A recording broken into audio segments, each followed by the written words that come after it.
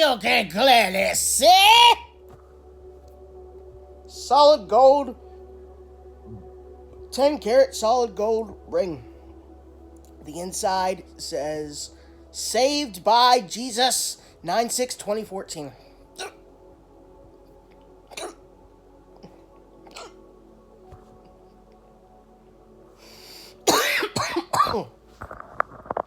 I still have a little bit of a cough. Not much, though. I am going to Cedar Point on the 17th, this coming Saturday, I think it is. And it's a 10-hour drive. But as you can see on my channel, I made a video I recorded on the PlayStation 4. It has a screen capture recording function on it that you're able to do in games, so it can screen record. And I was playing Thumper. It's a strategy game, and it was just a demo, but I finished the demo in like 12 minutes or something like that. So, and there's other games on VR games too for it. I just choose the ones that you can play sitting down. They don't require you standing up or have the motion controllers. Because again, I'm going to play this in the front seat of the car while my dad is driving 10 hours to Sandusky, Ohio to Cedar Point. So I don't want to be all moving like with the motion controllers like that would be bad if I accidentally hit the steering wheel.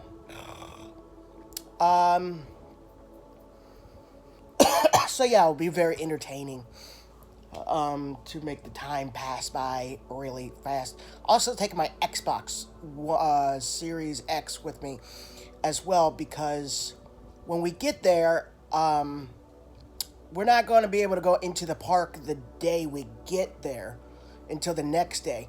So I'm hooking my Xbox up so I can play it. In the hotel room or whatever. And yeah. And I'm just going to leave my PS4 in the car. Many of you probably are wondering, how do you play a PS4 in the car? Well, the goggles work as a TV in and of itself, so you don't need to have them plugged in. In fact, I wasn't even playing it on the TV when you guys watched that Thumper video of me playing it earlier. I just had the goggles just work as a TV if it's not hooked to the TV. So that's the cool part right there. You can play in the car. For power, extension cord hooked into a cigarette lighter in the car. An extension cord with a weird connector on it to hook into the cigarette lighter, because it requires two plugs to plug into the PS4 and the VR, two separate things hooked up to each other. So it's going to be a little bit of a pain in the butt to hook up. But the camera as well, you need the camera is required to play VR with. I'm going to duct tape it to the dashboard so it's aiming towards me. So yeah, God gave me a really great, smart, intelligent mind.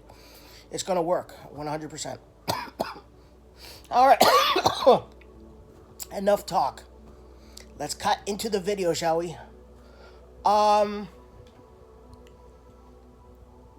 Focus on Jesus. By the way, I'm going to spell focus with a K and not a C, because I have a really great friend. She made a mistake. She typed something wrong one time, and it was supposed to be with a C. She typed something in with a K by accident, and it's just been an ongoing joke with me and her all for a year. So we type everything that has a C in it with a K instead of a C, and some other words too that don't even have a C in it. Just as an ongoing joke. So it's not a typo when I type it in the title, Focus with a K. Anyways, Focus on Jesus Christ. 5 minutes and 5 seconds in is when the video starts. Okay, good. Focus on Jesus Christ. You know, I've been wanting to, my flesh and the devil is making me want money, money, money to buy the things that I want to have. Like more watches, more jewelry. By the way, this is a Pagani design. It's not a Rolex. It's a Chinese homage of a Rolex of Mariner. It's not a Rolex. I'm not rich. I'm just making that right there clear as day. To buy stuff that I want, rather than using it to help people. And I donate, blah blah blah. I just donated $70 earlier on to a PayPal dog rescue. This dog was severely abused. I'm not going to get any detail. It's too graphic. And its face needed some surgery on it. I donated $70. I'm selling something on eBay for $70. Or it did, and I donated the money, and instead of me having it for whatever I want, I donated the money to help the person afford to get their dog's face surgery. So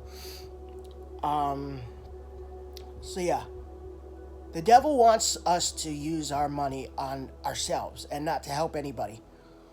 That's not the good. That's wrong. That's the wrong way to use money. And if I was rich, I just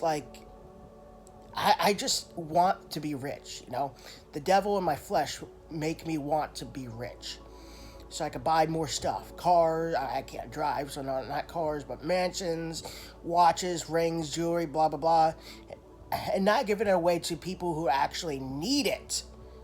Rather, I would use it on me for the stuff that I want.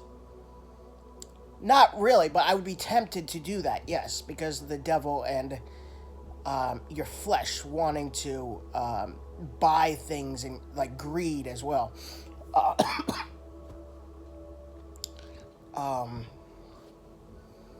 So no, but focus on Jesus. When we put our eyes on Christ, when we focus our eyes and our attention on Jesus Christ, our perspective of the world changes, our desires change.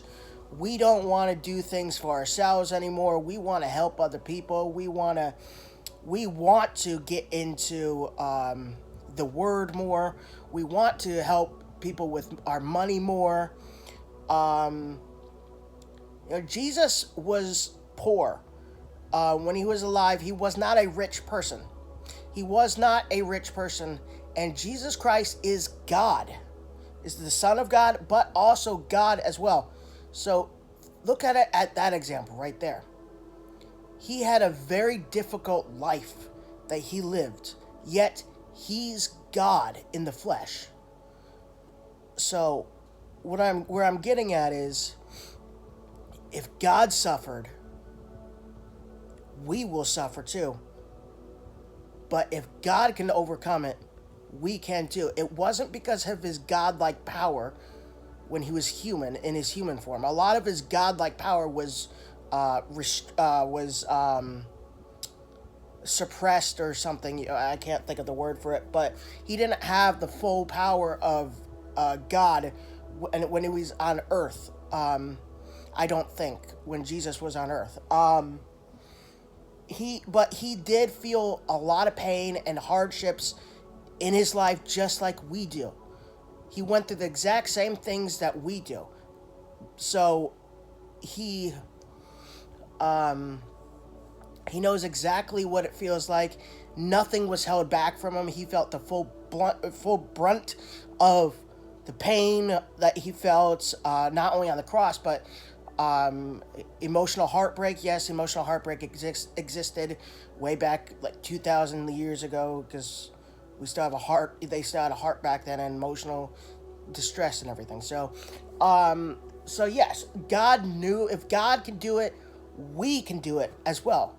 And again, God, it wasn't any easier for God to handle it than it is for us. He went through the exact same sufferings and trials that we go through in our lives right here and right now, today, daily. He did the exact same stuff. But again, if God could do it, we can do it too. And with his power and with his help and his strength, we can overcome anything that comes our way. Can I get an amen? We can overcome any and all things that the devil throws our way. Oh, yes. Yes, yes, yes, yes, yes, yes, yes, yes, yes, yes. So here's a motto that I like to, no, not really a motto, but here's a thing that I like to say. If God is our Father, and if we're his children, then who can possibly be any greater than God that could stand in our way? Nobody. Nobody is more powerful than God. God's power is infinitely more powerful than angels, demons. So, yes, angels have powers. Yes, demons have powers. Yes, the devil has powers. But none of their power even comes close to the power that God has. So I just want to make this video really plainly clear and encouragement for people, because you might be having like horrible days and need some encouragement and inspiration, and are just not making it through. So I just want to just put this out there and just say, like, if God can do it, you can do it. He knows your pain. He knows your sufferings. He knows your trials. He knows your struggles. The only difference of Jesus feeling the same thing that we did when he was alive is he never gave in to temptation. But he's God, so he wasn't he couldn't, even if he wanted to, sin. I meant, so he couldn't sin even if he wanted to, because he's God. He's infinitely holy, but he still had those temptations, and he was tempted by the devil to sin. It's 100% true. Jesus was, in fact, tempted by Satan to sin. Satan said he would give Jesus the whole world, or, you know, Satan tried to have Jesus commit suicide by jumping off a mountain, saying, hey, you know, like, the angels will, if you are truly the Son of God, the angels will come down and bring you back up. Jesus didn't fall for it. So,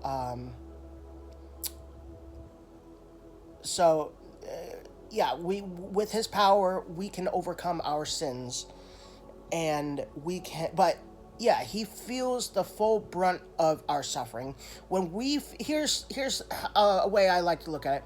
When we feel pain, God feels our pain while we feel it too, because it makes him sad when we're in pain, because we're his children and he loves us and he cares about us. He doesn't want us to be in pain. And when we're in pain, he feels it too, all of it. So, you know, when we cry, he catches our tears. When we're in pain, he feels it. When we're in desperate need of a hug, he's there right next to us. You just can't see him, but he's hugging us. So it's just that simple. So I hope you guys enjoy this encouraging video.